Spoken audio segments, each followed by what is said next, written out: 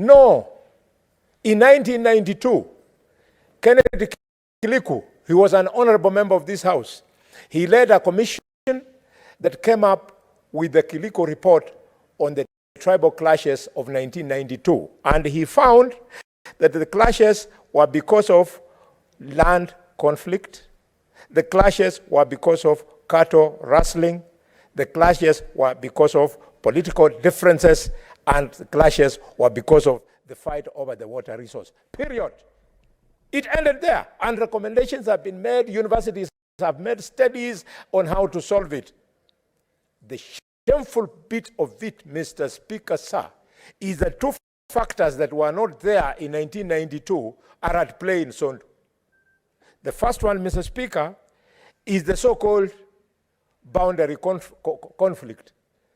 People have started saying that the boundary between Kisumu and Kericho should go this way or that way, and their politicians are asking them to defend it. And the result, people are dying, people are fighting, property is being destroyed.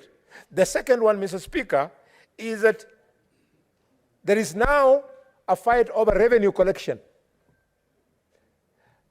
Let us ask ourselves, and my younger brother is there.